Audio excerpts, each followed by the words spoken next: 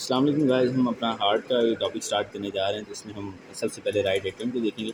Right atrium जो होता है वो राइट अपर साइड में प्रेजेंट होता है। ये हार्ट के कुछ फीचर्स बनाता है, लाइक राइट बॉर्डर बनाता है, अपर बॉर्डर बनाता है। स्टर्नोकॉस्टल सर्फेस जो होती है वो हार्ट की एंटीरियर सर्फेस होती है, इसमें भी राइट एट्रियम का अपना एक रोल है। इसके बाद हम आते हैं इसके एक्सटर्नल फीचर्स। एक्सटर्नल फीचर्स पे जब हम आएंगे तो इसके ऊपर से आती है ये, यहाँ से ये जो ऊपर से आ रही है इसे हम कहते हैं ये होता है सुपीरियर वेना कैवा, और ये जो नीचे से आ रही है इसे हम कहते हैं इंफीरियर वेना कैवा। इसके बाद हम हार्ट का देखते हैं कि एट्रियम और ऑरिकल में डिफरेंस ये होता है कि ऑरिकल जो होता है वो किसी भी एट्रियम से निकलता हुआ इसकी मस्कुलर ब्रांचेज हैं, पाउचेज हैं, ठीक है। उसके बाद हम आते हैं इसके ये जो पूरे राइट बॉर्डर पे ये जो दरमियान में ग्रूव सा नज़र आ रहा है इसको हम कहते हैं सल्कस टर्मिनैलिस कहते हैं। सल्कस टर्मिनैलिस में जो मसल्स होते हैं उसे हम कहते हैं क्रिस्टा टर्मिनैलिस मसल्स, ये जो अराइज करते हैं। इसके बाद हम आते हैं इसका इसके बाद ये होता है इनका दरमियान में जो सल्कस होता है इसे हम राइट एट्रियो वेंट्रिकुलर सल्कस कहते हैं।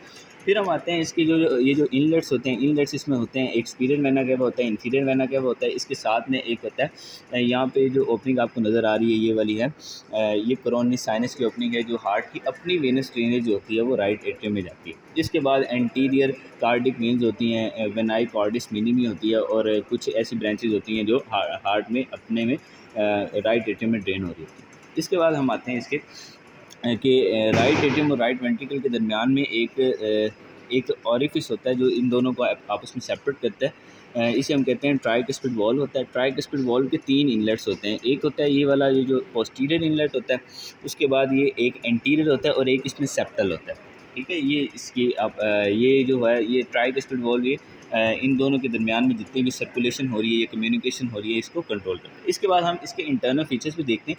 इंटरनल फीचर्स में ये होता है कि एक पोस्टीरियर वॉल होती है। पोस्टीरियर वॉल जो होती है ना वो स्मूथ होती है। पोस्टीरियर वॉल जो होती है ये स्मूथ होती है, इसमें आके वेनस ड्रेनेज होती है, ठीक है। सारी जो superior vena cava, inferior vena cava, ये इसमें आके ड्रेन करते हैं। हार्ट की जो अपनी सप्लाई है उसमें से सिर्फ एक जो है वो इसमें ड्रेन नहीं करती, उसे हम एंटीरियर कार्डिक वेन्स कहते हैं जो इसमें आके ड्रेन नहीं करती।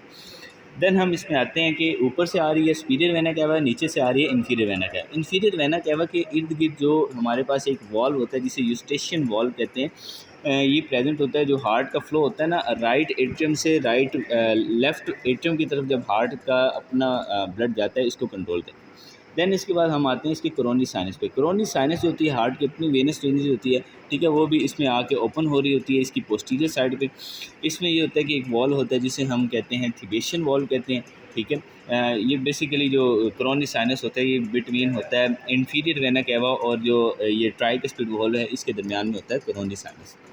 देन हम इसके आते हैं एक होता है इंटरवेनस ट्यूबरकल होता है। ये जो सुपीरियर वेना कैवा जो होता है इसके बिलो प्रेजेंट होता है, इसे हम कहते हैं, ये यहाँ से नज़र नहीं आ रहा, ठीक है, लेकिन यहाँ पे प्रेजेंट होता है। उसके बाद हम आते हैं इसकी एंटीरियर साइड पे। एंटीरियर साइड जो होती है वो थोड़ी सी रफ़ होती है। इसमें कुछ मसल्स होते हैं, मसल्स की वजह से रफ़ होती है। उन मसल्स को कहते हैं हम मस्कुलाई पैक्टिनिटी कहते हैं। ये भी मसल जो होते हैं वो ये भी मसल जो होते हैं वो क्रिस्टा टर्मिनैलिस से अराइज करते हैं। देन हम इसके आते हैं इंटरनल फीचर्स में। जब हम आते हैं तो राइट एट्रियम और लेफ़्ट एट्रियम के दरमियान में ना फोरामेन ओवेल होता है। फोरामेन ओवेल बेसिकली ये होता है कि जब एम्ब्रियोनिक लाइफ होती है तो एम्ब्रियोनिक लाइफ में जो बेबी के लंग्स होते हैं वो नॉन फंक्शनल होते हैं, जिस वजह से ये होता है कि फोरामेन ओवेल से राइट एट्रियम से डायरेक्टली ऑक्सीजनेटेड ब्लड जो होता है वो लेफ़्ट एट्रियम में चला जाता है, लेफ़्ट एट्रियम से लेफ़्ट वेंट्रिकल में जाता है और पूरी बॉडी में चला जाता है। ये होता है एम्ब्रियोनिक लाइफ। एम्ब्रियोनिक लाइफ के बाद फोरामेन ओवेल जो होता है वो चेंज हो जाता है, वो कन्वर्ट हो जाता है एक डिप्रेशन में। ये यहाँ पे डिप्रेशन थोड़ी सी नज़र तो आ रही है, इसे हम इस डिप्रेशन को कहते हैं हम फोसा ओवेलिस कहते हैं। फोसा ओवेलिस इस डिप्रेशन को कहते हैं। डिप्रेशन के बाद इसके मार्जिन को हम कहते हैं टिबियस फोसा ओवेलिस कहते हैं, ठीक है। उसके बाद जब हम आते हैं तो इसका फोरामेन ओवेल के बारे में उन्होंने बताया हुआ कि फोरामेन ओवेल जो होता है वो हार्ट की circulation from the right atrium to the right ventricle during the embryonic life इसे कंट्रोल करता है। और ये था हमारा पूरा राइट एट्रियम का।